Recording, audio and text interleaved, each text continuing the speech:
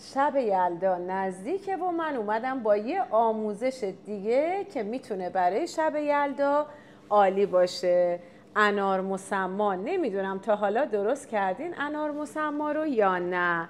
یه آموزش دیگه هم داشتیم چند شب گذشته، آش انار.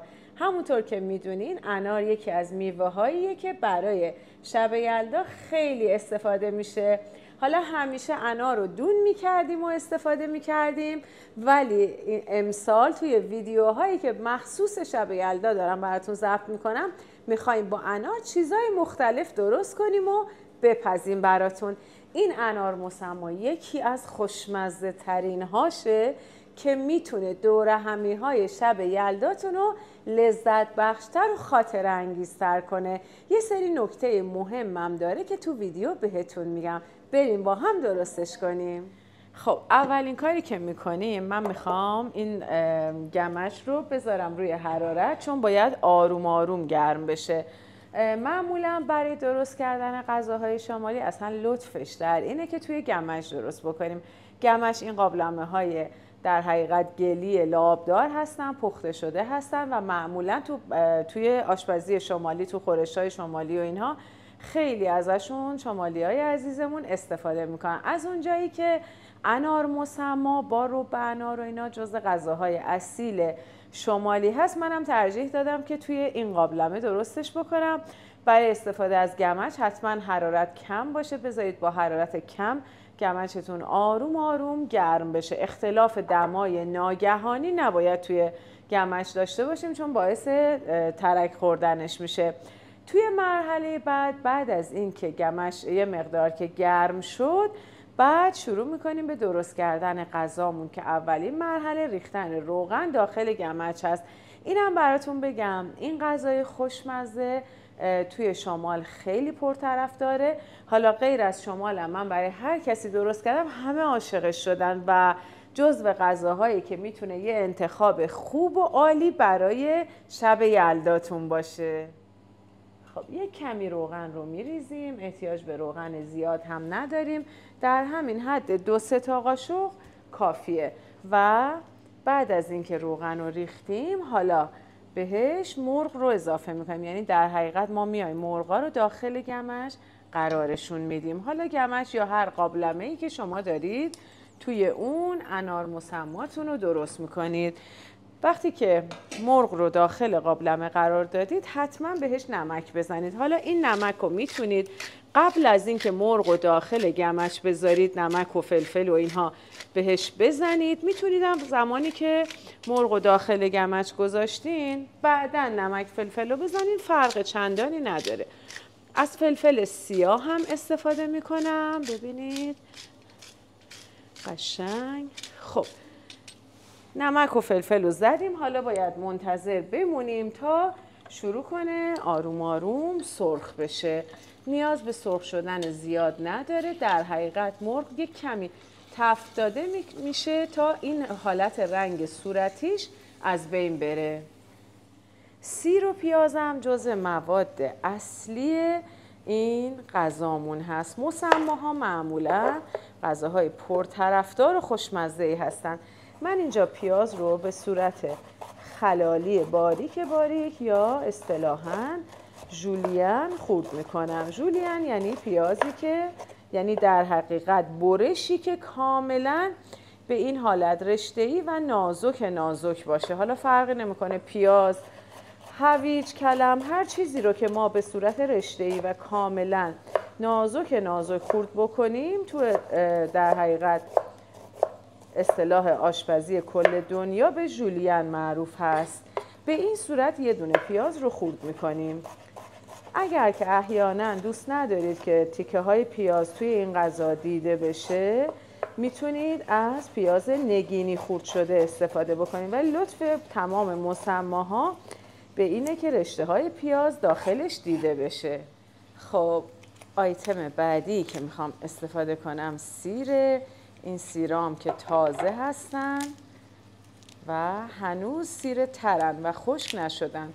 بین تقریبا 3-4 حبه سیر هم ما استفاده میکنیم. حالا اگر که سیری که استفاده میکنین کاملا درشته، میتونید یه مقدار تعدادش رو کمتر کنید. یه جورایی اندازه سیر دل بخواه و دست خودتونه، ولی بین تقریبا 3-4 حبه عالیه.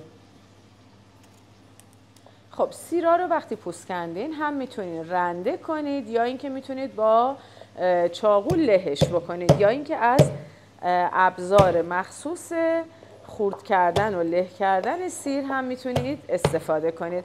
من همیشه با همین تخته کار و چاقویی که استفاده میکنم راحت تر هستم. سیرها رو که له کردیم شروع میکنیم به خرد کردنشون. حتما اون چند تا ضربه رو اول روی سیر بزنید که راحت تر بتونید سیر رو خرد و له بکنید. برای اینکه سیر رو بتونید حسابی و خوب لهش بکنید، توی این مرحله میتونید به سیر یه مقدار نمک بزنید. این نمک زدن به سیر باعث میشه که سیر نرمتر میشه و شما بهتر و راحتتر میتونید سیر رو له بکنید. ببینید من این نمک رو به سیر میزنم، یه مقدار هم مخلوطش میکنم و میذارم چند دقیقه، مثلا 1 تا 2 دقیقه بمونه.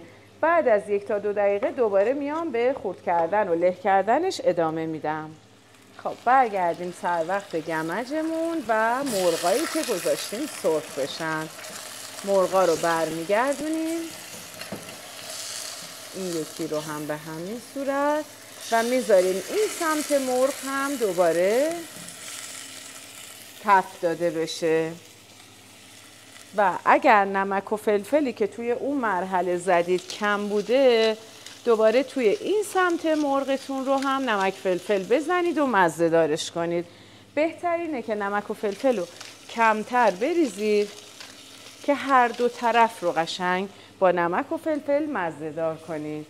خب نمک رو که زدیم 1-2 دقیقه که مون، لبه چاقو رو 2 تا انگشتتون رو میذارید روش و لبه چاقو رو به این حالت میکشید روی سیر و قشنگ سیر له میشه. همین حالت رو، همین حرکت رو یه ذره ادامه بدید، یه حریره سیر یا یک در حقیقت پوره سیر خیلی نرم و لطیف خواهید داشت. خب سیر آماده شد، پیاز آماده شد، مرغام تفت داده شدن. الان زمانیه که من باید مرغا رو در بیارم و سیر و پیاز رو سرخ کنم. خب این تیکه های مرغ رو ما درش میاریم. ببینید بیشتر از این هم نیازی به سرخ شدن نداریم و بعد از این اول کاری که انجام میدیم اضافه کردن پیازه. سیر و پیاز رو همزمان و با هم اضافه نمی کنیم. اول پیاز رو اضافه می کنیم، پیاز یه مقدار که سبک شد بعدا سیر بهش اضافه میشه. با همون روغنی که اول ریختیم و مرغ‌ها رو تفت دادیم، با اضافه همون روغن ما این پیازها رو تفت میدیم. دوستان ببینین تو اکثر غذاهای شمالی، یعنی تو اکثر مسماهای شمالی، چون شمال خیلی کلا مسما زیاد درست میکنن، مسمای مرغ، مسمای گوشت، مسمای بادمجون، الان هم که دیگه مسمای مرغ و انار داریم درست میکنیم. باید تو اکثر مسماها پیاز حالت کاراملی بشه. وقتی به این حالت رسید بعد ما سیر رو بهش اضافه میکنیم، همراه با سیر زردچوبه هم یه مقدار کم بهش اضافه میشه و اینا با هم تفت داده میشن.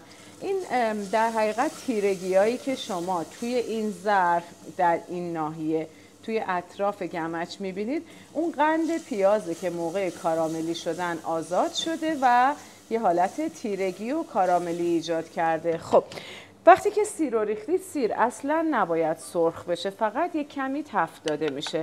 بعد 1 قاشق رب رو بهش اضافه میکنم، یه مقدار هم میزنم رب رو تا یه کمی همراه با روغن و پیاز و اینها تفت داده بشه و خوش رنگتر و همینطور خوش عطرتر بشه.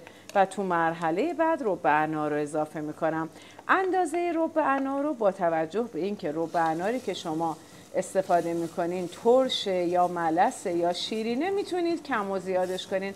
من ربع اناری که استفاده کردم ملس هستش. خب اینم اضافه شد و حالا توی این مرحله من باید بهش آب انار رو اضافه بکنم. اینم آب انار که در حقیقت پخت مرغمون با این آب انار انجام میشه.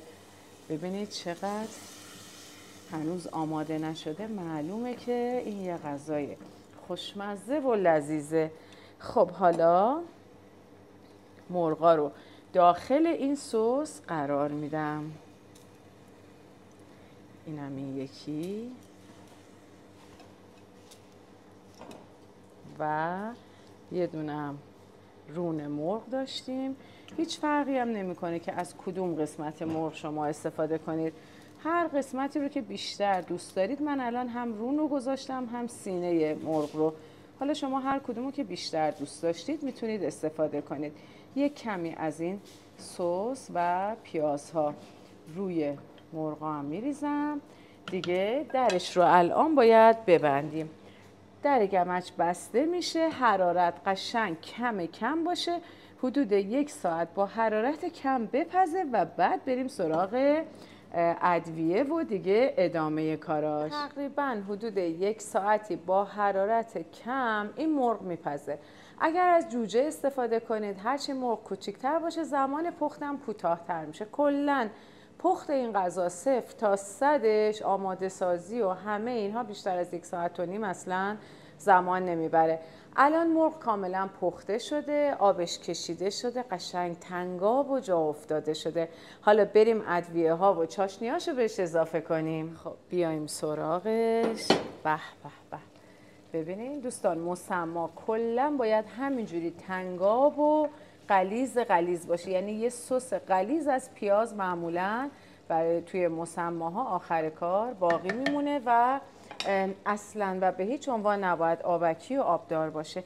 من یک کمی زعفرونم بهش اضافه میکنم. البته زعفرون توی دستور اصلی این غذا نیست ولی انتخاب منه. من حالا بدم نمیاد یه ذره زعفرونم داشته باشیم و یک کمی هم گلپر روش میچکنم.